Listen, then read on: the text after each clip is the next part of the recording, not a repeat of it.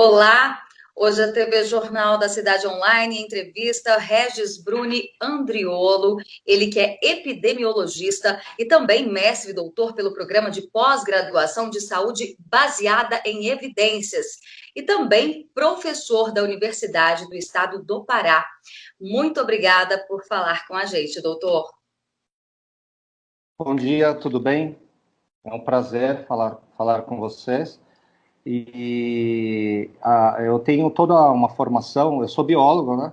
Mas eu tive um preparo, uma qualificação acadêmica, mestrado, doutorado, nessa questão que diz respeito a avaliações tecnológicas em saúde, que basicamente se traduz em avaliar e estabelecer, quando existe, né, nexo causal entre qualquer tecnologia, ela pode ser um medicamento, uma prótese, uma órtese, uma medida administrativa ou uma política pública. O nexo causal entre um fator, né, que são essas intervenções, digamos, ou um conjunto de intervenções e o efeito desejado, né, ou fatores de exposição e eventuais danos, né, num contexto mais populacional, de base populacional, como é o caso que vive hoje, né, a preocupação atual, né, que diz respeito a medidas políticas públicas para a contenção, que é o efeito desejado, né, de um agente infeccioso, a gente sempre vai esbarrar numa limitação, né, que é o problema a impossibilidade de o observador ter mais controle sobre os expostos, né? Então a gente fica preso aos estudos de base populacional, os estudos ecológicos, né? Então você sofre problemas de flutuação, uma diversidade enorme de fatores culturais, nível de adesão às medidas e etc. Nesse sentido, como eu disse, né, a minha formação é dirigida para avaliações tecnológicas em saúde, certo? Então, quando é em base populacional, para todos fica mais difícil realmente avaliar. E não é da minha rotina a avaliação em nível populacional, tá certo? Mas os princípios se aplicam, né? As tecnologias em saúde, mais, digamos assim, materiais, né? E não como medidas de política pública, diga. Pois é. E hoje nós vamos falar sobre lockdown, sobre tratamento precoce, entre outras situações que nós estamos vivendo por causa dessa pandemia. Bom, e eu já começo perguntando para o senhor o seguinte: nós temos aí diversos estudos, como o da Coreia do Sul, pesquisadores, inclusive brasileiros, como os Campelo, por exemplo, que mostram que cerca de 30, 40 dias depois de iniciar um lockdown, há um aumento no número de mortes por Covid-19. Qual a sua opinião sobre isso, doutor? Olha só, eu faço uma leitura que ela é amplamente aceita, mas infelizmente muito pouco divulgada, dando a impressão que há um consenso em relação à necessidade de se fazer o lockdown. O lockdown, esse termo, ele está associado, o que define, né, o lockdown, o que o separa de outros nomes, né, digamos, de outra terminologia, é o fato de que você tem a supressão do livre comércio, né, você tem o fechamento do comércio. Esse é o tipo é a condição que vai caracterizar de fato o lockdown. Então, outra confusão que existe é que, na verdade, os que não apoiam o lockdown não são contra os cuidados, né? Um certo distanciamento, entendeu? Então, existe esse tipo de confusão e nós somos muito criticados por conta disso, né? Por falta dessa compreensão, essa distinção. Então, é o seguinte, se você comparar com uma doença, a disseminação de outro tipo de agente infeccioso, como, por exemplo, a influenza, que é bem conhecido, né, bem incidente, bem prevalente, a influenza tem uma taxa de disseminação média, né, de cerca de 1,8, tá? É a média mundial, né? Hoje, a taxa de disseminação agora, com essas, digamos, a segunda onda, está em torno de 1,38, né? A disseminação da Covid, tá? Da Covid-19. E a influenza, em média, é 1,8. Ou seja, ainda que nós estejamos na fase, digamos, mais crítica, a taxa de disseminação dela ainda é menor do que o da influenza, ok? Sendo que ao longo, desde o início, né, da pandemia, no ano passado, lá por volta do mês 5, mais ou menos, a taxa de disseminação da Covid já estava flutuando em torno de 1, ou seja, estabilidade, né? Esse é um fator que deve ser levado em consideração. A analogia ou a comparação com demais situações e ela própria, né?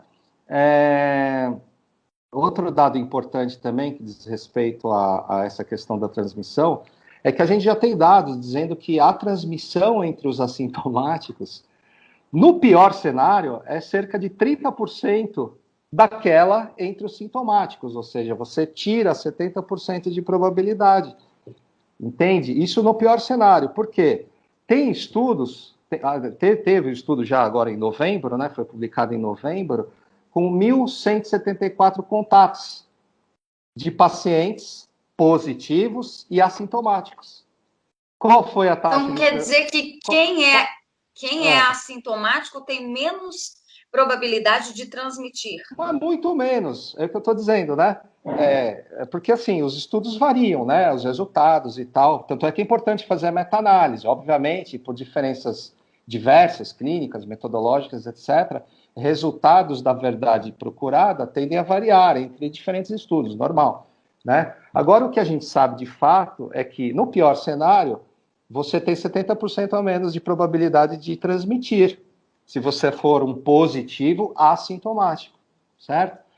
Mas, um estudo aqui publicado em novembro, de 1.174 contatos, né, de pessoas positivas, mas não é qualquer positivo, é positivo assintomático. 0% de transmissão em 15, 20 dias de segmento. Então, digamos assim, varia, claro, né? Entre 0% e 30%. No pior cenário, ela corresponde a 30% do que ocorreria se fosse um sintomático, né? Lembrando que um sintomático, em muitas situações, também pode não transmitir, né? Salvo as devidas restrições, o tal do distanciamento, condições de quem faz o contato, né, imunológicas, enfim, uma série de fatores. Então, assim, se o sujeito é um assintomático, ainda que ele esteja infectado, a probabilidade é muito pequena, menor, bem menor, talvez zero, né, de se transmitir. Então, assim, o que eu estou jogando aqui são elementos, né, que vão convergir para a opinião, que eu acho que já ficou clara, que é contra medidas severas, né, óbvio. A taxa de disseminação média, comparado com a média mundial da influenza, é menor.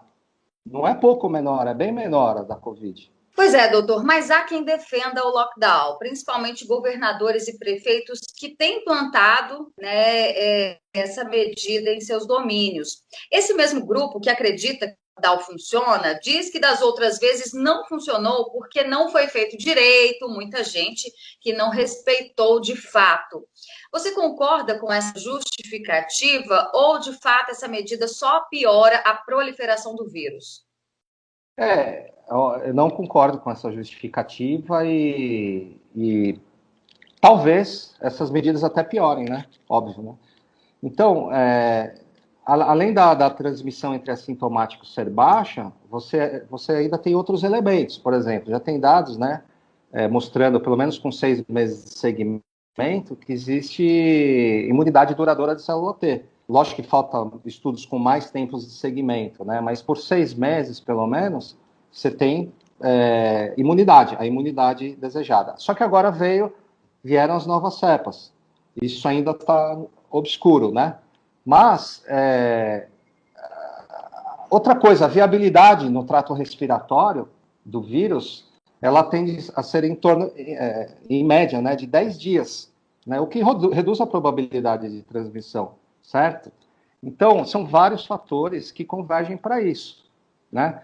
A letalidade, outra coisa também que não justifica o lockdown, né? A letalidade dela, ou seja, a morte entre os positivos, é em média, tá? Geral, 0,24%, né? Entre os abaixo de 70 anos, ela cai para 0,04%. Só que é o seguinte, numericamente, esse percentual é baixo realmente, quando comparado com muitas doenças. Porém, o desfecho, que é morte, é algo muito, muito importante. Então, nós temos que ponderar os dois. Só que é o seguinte, se você fizer uma conta simples e dividir, né, vamos dizer assim, a gente está falando aqui em medidas de gestão pública, né? Por isso que essa conta ela é importante, sim. Se você dividir o total de mortes no ano, por exemplo, né, por todas as causas em relação à população total do Brasil, você vai ter um fator de 10, 14, 15 vezes o que ocorre com a Covid. Ou seja, ser brasileiro já te expõe um risco enorme de morte, que supera em um fator de 10 a 15 em relação à Covid, tá? Então, assim, você privar as pessoas, colocar as pessoas sob estresse, estresse é fator de risco para todas as doenças, certo? Baixa imunidade. Baixa imunidade. Privar as pessoas da liberdade de aquisição de recursos financeiros e outros para sobreviver é fator de risco para todas as doenças, né? Foi feito um estudo aí que muito comentado, mas entre nós, mas pouco lembrado de forma Pouco mais ampla e divulgado na necessária. mídia, né? A É. mídia não Então, tem assim, interesse em você, divulgar esse tipo de pesquisa, a gente sabe e disso. sabe o que me impressiona? Pessoas profissionais da saúde que tiveram os princípios do método epidemiológico, porque fizeram faculdade, não é possível que não tenham tido, sabe? Pessoas que tiveram treinamento para ir atrás da informação e não estão sendo capazes de conectar, pelo menos, digamos, dois desses itens todos que a gente está falando aqui, tem mais, para poder tomar uma decisão ali na frente. Com relação à questão financeira, todo o trabalhinho, toda a tese, mestrado, doutorado, trabalho de conclusão de curso, quando o cidadão vai avaliar uma situação clínica qualquer para defender o seu trabalho, tem sempre uma tabelinha lá no resultado. Características clínicas, demográficas, nível de ensino.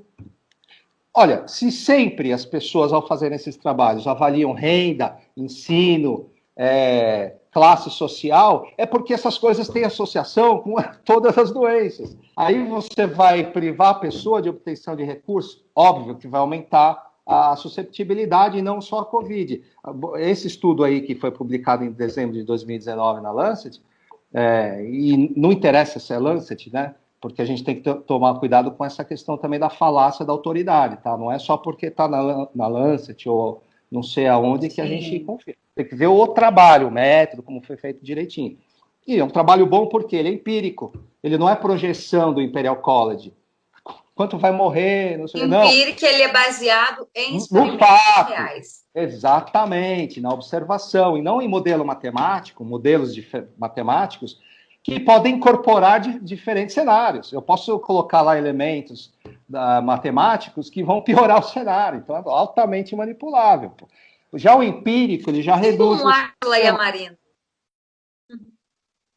Bom, a nossa conclusão aqui já disse, né? Que é uma pessoa extremamente, de acordo com os elementos todos que eu tenho, uma pessoa extremamente injusta, iníqua, tá? Porque não é correto você disseminar coisas que não são reais, tá?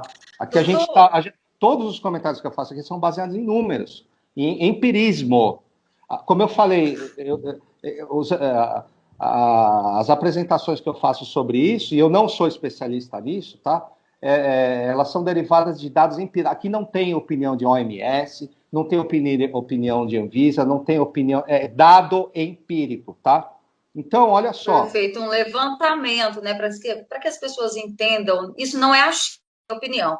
Foi feito um levantamento em cima de dados reais. Reais. Esses dados reais são as minhas premissas para poder tirar a conclusão. É o que eu observo no mundo real, perceptível e mensurável, tá? E não de uma expectativa irreal, tá? Então, assim, a gente está falando em saúde pública, quer dizer, se eu tenho uma situação, um fator que me leva a um dano, certo? E a probabilidade desse dano é menor do que aquela só de eu estar vivo, de eu existir, como eu falei, né? Ser brasileiro, em um ano, a probabilidade de morte é maior do que pelo Covid. Então, nas avaliações tecnológicas em saúde, existe um princípio elementar, que a gente precisa ficar lembrando as pessoas. Tá? Você só adota uma tecnologia quando o benefício supera o malefício. Entendeu? Então, o estudo da Lancet aí mostrou 30 mil, um excedente de 30 mil mortes por ano por conta de uma instabilidade econômica. Agora, uma quebradeira. Por causa de uma E o quanto tempo instabilidade vai levar? econômica. Exatamente. E uma quebradeira? Você potencia, óbvio, né? Vai potencializar. Somado ao vírus, Deus. E outra coisa, o tempo instabilidade econômica, a probabilidade de recuperação em curto prazo é maior. E a quebradeira? Então, você potencializa o que ocorre no ano, quando é muito forte a quebradeira, vamos dizer assim, né? E isso se estende por muitos anos. Então, qual é o saldo de vidas ao final? Óbvio que vai ser muito menor, mais mortes, bem mais, bem mais, bem mais. Meu Deus. Então, é complicado, né? É complicado. Doutor, eu queria dar um exemplo bem prático ainda, falando a respeito do lockdown. Um exemplo de casa mesmo. Meu pai, por exemplo, ele pegou o vírus no ano passado. Bem naquele período que teve início ao lockdown em todo o Brasil, apenas supermercados, farmácias, enfim, os serviços essenciais estavam abertos. Ele só ia para o supermercado e voltava para casa. Acredito que tenha sido esse contágio no mercado, por conta do horário reduzido. Porque o que a gente percebe? Aqui no DF, por exemplo, já tem mais de uma semana que iniciou o lockdown. Então, no primeiro dia, todo mundo foi para o supermercado, até porque ele ia fechar mais cedo. É por isso que não funciona o lockdown, doutor? A aglomeração parece que fica ainda maior. Como é que meu pai pode ter pegado a Covid justamente no período de lockdown? O que Pois é. explica? O fato ocorrido, ele corrobora, então, com o estudo do Dr. Campelo e dos demais, né? O fica em casa, ele é uma forma de concentração também, né? Em famílias que excedem 3 pessoas, você já tem concentração, né? Qualquer criança sabe que uma colher de chá de sal em uma xícara de água, a concentração de sal vai ser muito maior do que uma colher de chá numa caixa d'água. É tão elementar, né? E olha, isso me incomoda tanto ter que explicar essas coisas para as pessoas. Eu sei que aqui a gente está num debate, você sabe disso, né?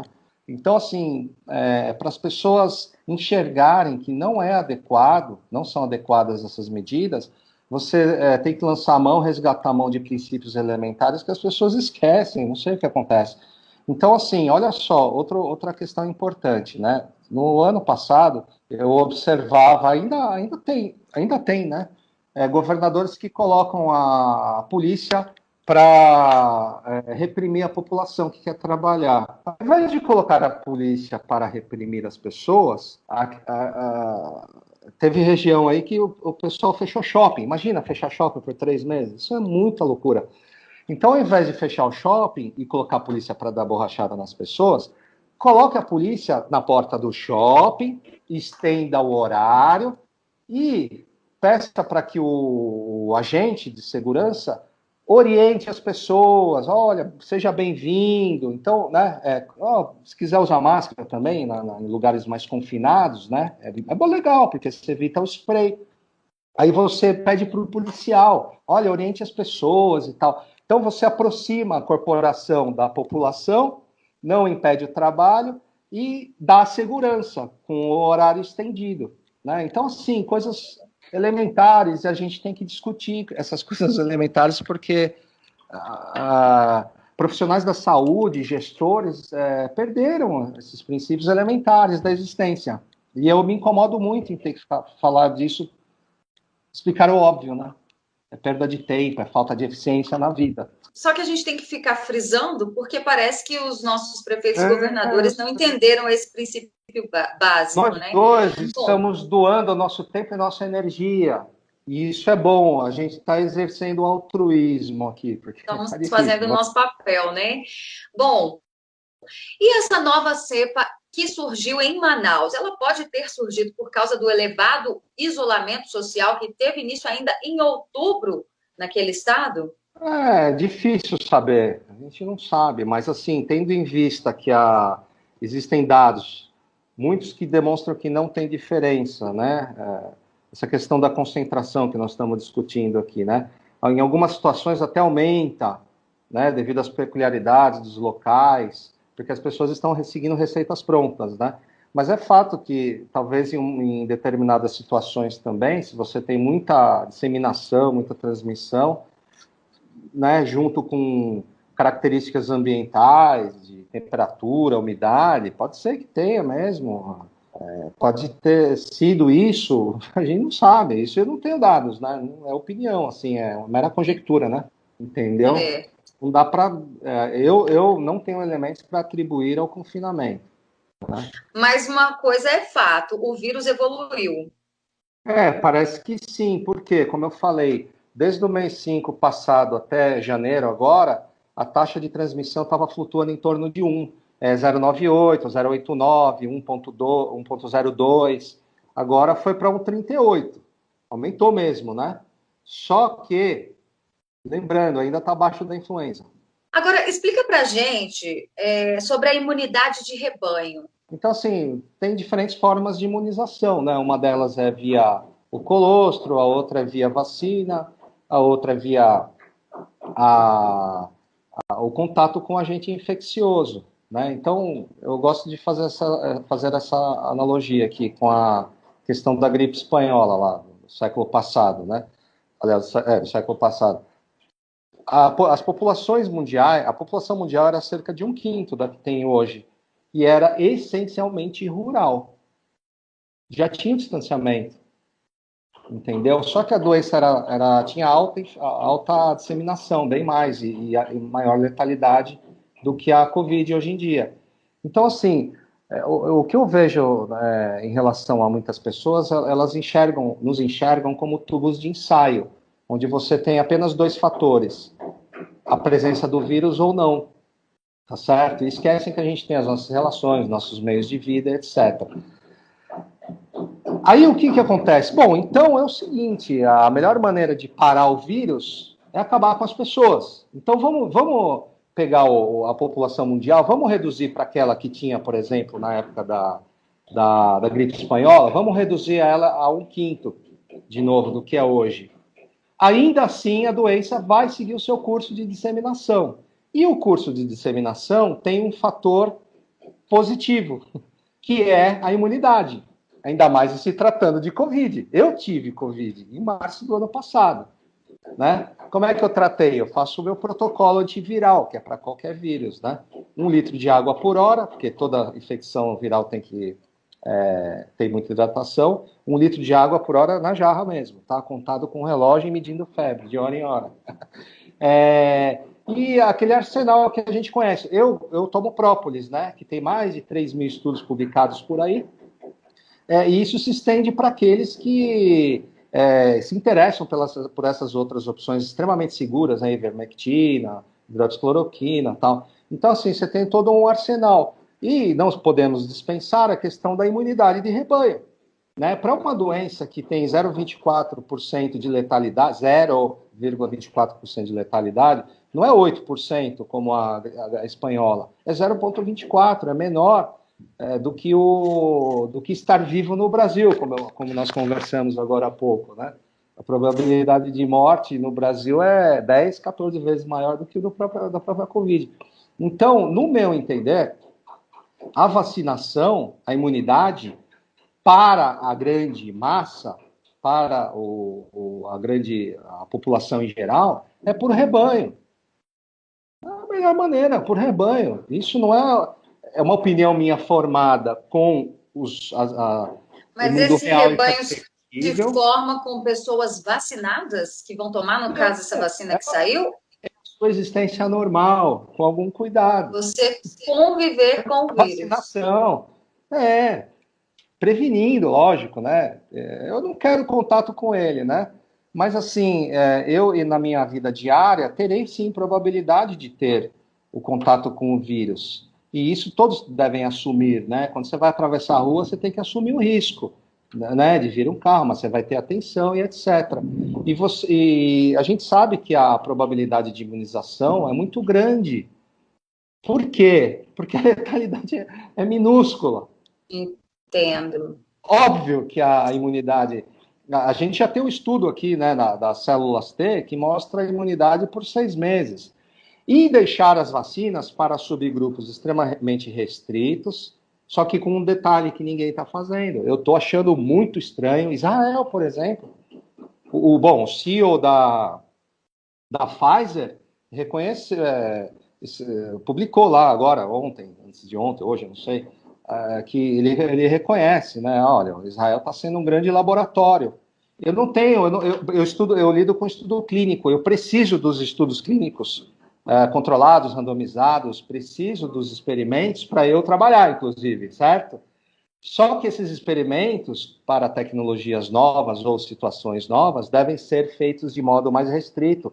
Jamais, isso você sabe provavelmente também, mas a gente tem, né, tem que repetir, você jamais dissemina uma tecnologia nova sem antes ter noção, né, das probabilidades de riscos e benefícios. E aonde é que eu vou ter essa noção? Em cenários menores, nos estudos controlados, randomizados, e não assim distribuindo para todo mundo.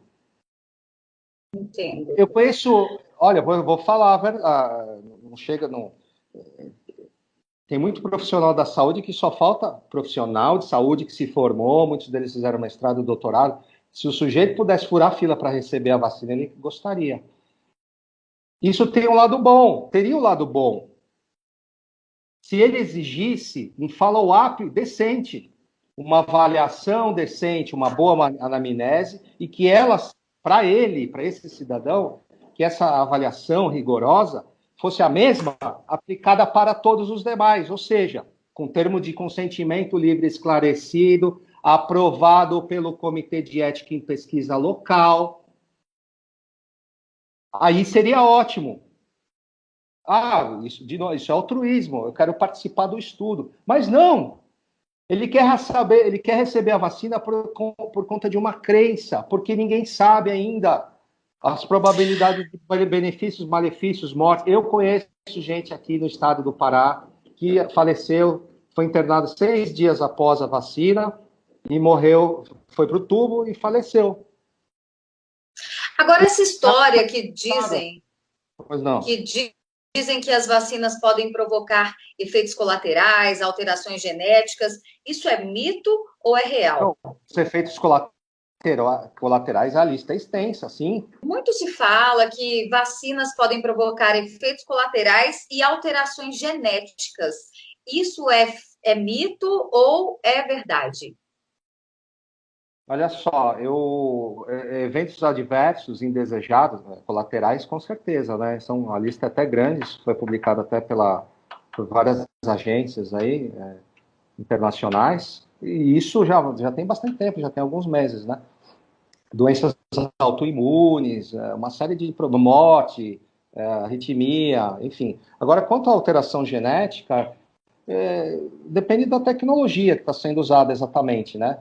Eu não sou, já estou distante, embora seja biólogo, há algum tempo dessa questão genética, né? Mas em se tratando enfim, de RNA, eu tenho uma posição assim, eu lido com outcomes, né? Desfechos. O black box, os mecanismos presumidos pelos quais isso pode ocorrer, eu não tenho esse domínio, eu prefiro nem falar. Mas é o seguinte, eu quero saber empiricamente qual é a probabilidade disso ocorrer. E para isso, eu preciso que o segmento de cada um que tome a vacina seja ético, decente, como não está sendo feito. É isso. Entendi. Agora, já que estamos falando de vacinas, com a evolução do vírus, essas vacinas podem ajudar ou piorar a situação de quem tomar elas?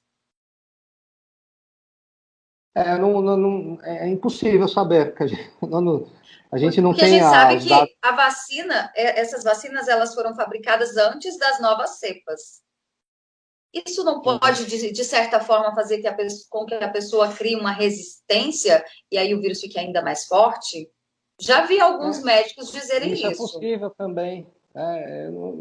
Assim, para a clareza é tão grande que a gente perde até os elementos para falar. Com certeza. E aí, toma vacina 2 vezes? Como é que faz? Pois é. A minha opinião em relação às vacinas é o seguinte: está faltando dados para eu tomar uma decisão para mim. Né? Enquanto eu não tiver os dados, eu não tomo. É uma opinião minha, né? Eu acho que o mundo inteiro está sendo irresponsável com a forma em que a vacina está sendo lidada. Eu sou a favor de testar adequadamente, porque eu lido com avaliações tecnológicas de saúde. Como eu falei para você, eu dependo, né? Para eu trabalhar, eu dependo de dados, né? Sou também disponível para fazer diversos estudos, mas eu preciso saber o seguinte: para eu decidir se eu vou usar ou não, eu preciso ter os números, né? E os números E só com o passar dos anos, não é isso? sobre a segurança, com certeza. Inclusive, essa questão da mutação, o grau de resistência ou não em relação do vírus e do aparato imunológico das pessoas, tudo isso é o tempo mesmo, né? E isso, olha só, é um grande equívoco você dizer o seguinte: olha, tem que trazer a vacina logo porque é uma questão emergencial. Desde o ano É uma passado vem se falando Meu nisso, né? Deus, para uma doença de letalidade de 0,24, para quem for abaixo de 70 é de 0,04%. Se a letalidade fosse de 10, 12%, aí eu pensaria, tá, vou arriscar, né? Inclusive, a Sociedade Brasileira de Infectologia, no ano passado, deu um parecer, né, de que o tratamento precoce não era bom. O senhor, inclusive, contestou esse parecer. Tem questões políticas envolvidas nisso? Olha só, o número e a intensidade das distorções de princípios elementares que justificaram a objeção da sociedade em relação ao tratamento precoce me deixa bastante preocupado em relação a algumas possibilidades que, no meu entender, seriam injustas e iníquas, né? Eu entendo que, bom, a distorção houve, como eu falei, ela foi em grande número e cada item de distorção foi numa intensidade assustadora. E isso é preocupante, né?